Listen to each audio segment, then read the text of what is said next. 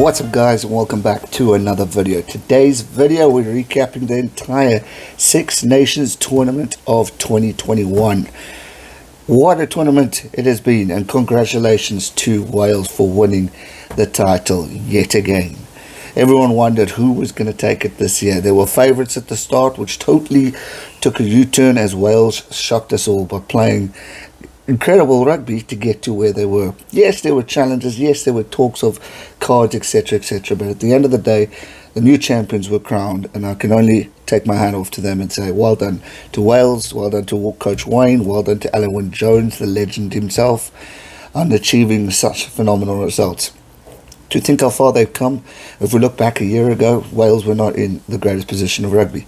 They were at a low point in rankings, and they managed to work their way up and take on the world and win the Six Nations tournament. Just shows how far they have indeed come, and well done to them. My other mentions, obviously France deserve credit after incredible tournament as well. Even though Scotland got the better of them this past weekend, they have shown how far they've come over the years, where 2 years ago they were absolutely nowhere to now being potential contenders for the tournament. It won't be the way they wanted to end it, but they could be proud of how far this team and Coach Fabian have come in the upcoming weeks that have done. A lot to work on, a lot to improve. I think the COVID-19 situation really did knock their confidence, and to try and rebuild and regroup after that definitely gave them a hit, but credit to them for doing what they could achieve. Scotland, I think, will be proud of what they've achieved, but also frustrated at the same time. Scotland, for me, had the potential to possibly win the tournament, but unfortunately, they let it go in certain and important instances. They didn't capitalise on opportunities. They didn't capitalise on the points that they could have against teams like Wales and Ireland. There were missed opportunities there that could have changed the whole surface and face of this tournament. We could see it against France that this team has the potential to beat anyone. They beat England in the start of this tournament. They shocked us. They were brilliant. But unfortunately, certain disciplinary and certain actions cost them the games. And Wales scoring in the last minute and all that jazz, which gave them, unfortunately, the disadvantage in this tournament. But they should be proud of how they came back.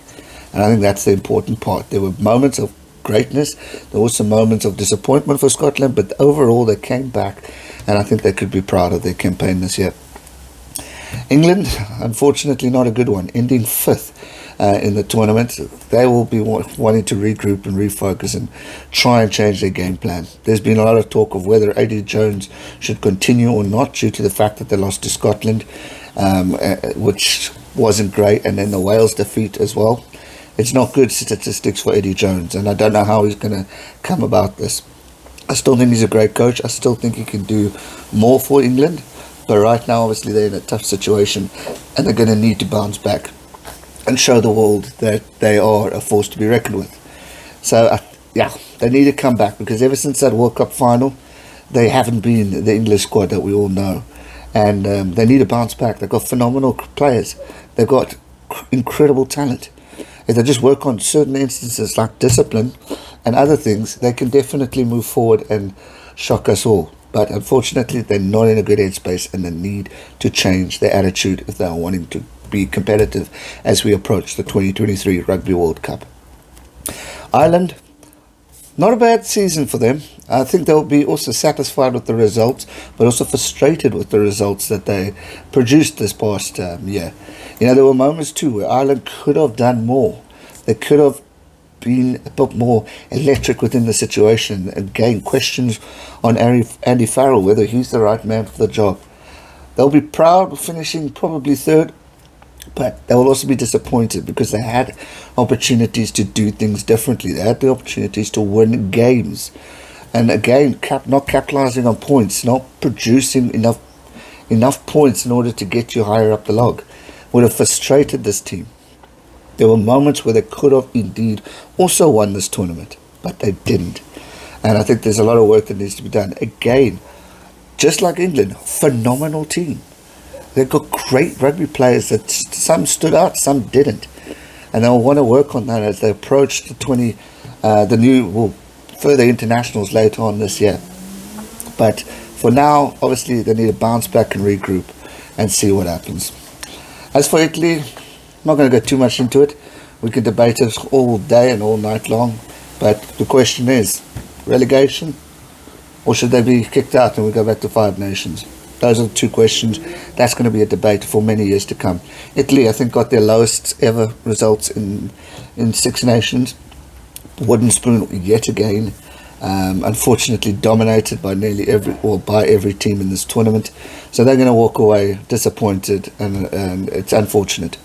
But it's also getting a bit boring now. What can we do to see how they can progress and how they can try do things differently? Their coach has stated it's going to take 6 to 8 years for this team to be competitive level. Can we really afford to wait 6 to 8 years? What about the tier 2 teams who are fighting hard to try and prove a point and put their hand up? Should they not be given a chance? One thing this relegation thing could do is it can give Italy a fright and make them play better.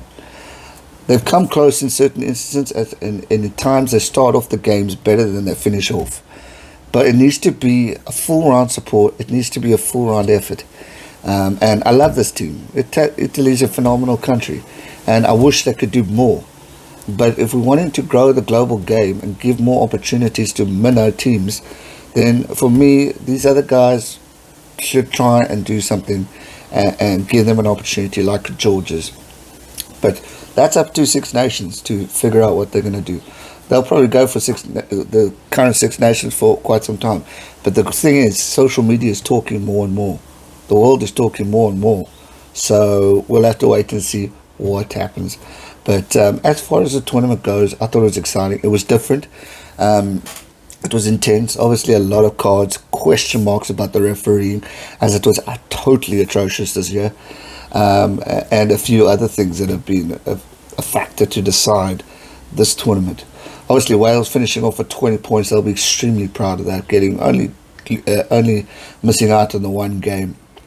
France getting a second place, 16 points, then followed by Ireland and Scotland tied at 15, but points difference gave Ireland the head.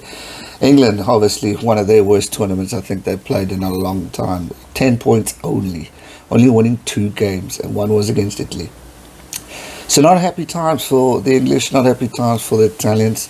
Scotland, I think, will be proud. Ireland will be frustrated but proud. France, I think, will be satisfied with what they produced, and Wales should be very proud of what they've produced. Anyone could have won this tournament in this year. Anyone could have. It could have been Ireland, it could have been France, it could have been Scotland, it could have been Wales. England were going in as favourites. They obviously didn't get the results that they wanted, but they'll need to shake up their game. Six Nations has produced a phenomenal tournament yet again. And under the consideration of COVID-19, no crowds, that's still a massive impact for these guys. And that's still a massive loss for these players. So it's unfortunate, but hopefully next year it's going to be better and we're going to have at least some sort of crowd or something in so we can enjoy watching it, because I think that's a massive loss and miss for these players, especially the motivation when you're at home, the motivation when you're trying to score a try or when you're defending or whatever it may be. And it's also motivation to put the ref in his place when he makes a shitty a call. So we'll have to wait to see what happens. But well done, Wales. Take my hat off to you, boys. You deserve to win. And well done to the other teams. England, lift yourself up. You can do better. It's just a matter of what's next. And that's going to do it for today's video. Thanks so much for joining me along the Six Nations journey. It has been awesome. I will find time to do a team of the tournament, but I am going on leave this week. So I'm going to take a break from YouTube for a couple days so I can regroup and get my stuff in order and focus on what's coming up still. That's going to do it for today's video. I hope you guys enjoyed it. Give it a thumbs up, subscribe if you're new, and I'll see you real soon for another one. Stay safe and never give up. Cheers.